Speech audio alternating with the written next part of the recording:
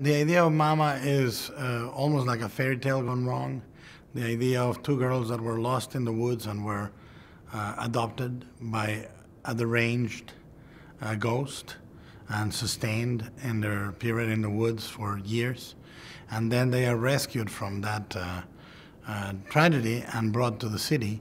And the problem is the ghost loves them, so it comes looking for them.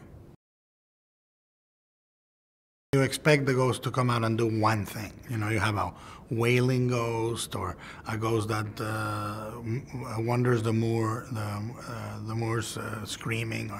And in the case of Mama, that emotion is love, possessive, asphyxiating love. So, you know, I always say that a ghost is like the essence of a person, as if you leave a full personality to desiccate in the sun, and then what is left is like the corpse of one emotion, and that corpse in Mama is possessive motherly love.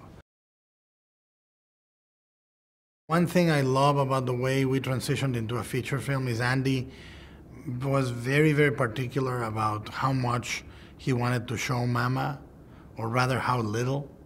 You know, I think he restrained how many times we showed Mama, but he shows her enough that you feel satisfied. You go, oh my God, that thing is really scary.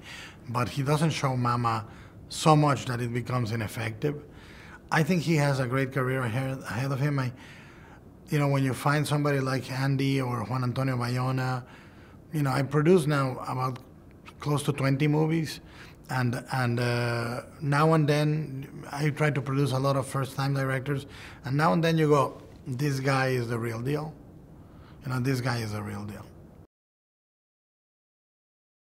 Our biggest victory in Mama is casting Jessica. We really, really wanted her. She's the anchor of the film. Without her, there would be no film. So, and we really couldn't see anyone else in there. Jessica's character, Annabelle, is somebody that is fighting very hard not to be domesticated, somebody that wouldn't necessarily go with becoming a monogamous part of a couple, you know.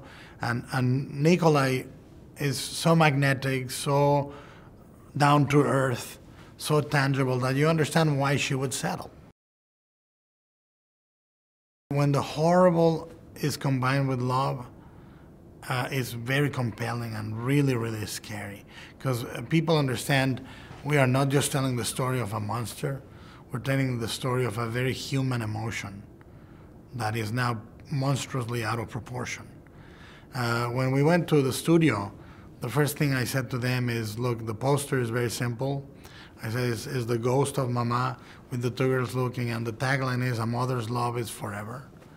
And I said, and that is, at the same time, because it's so sappy, in that context, it becomes really scary.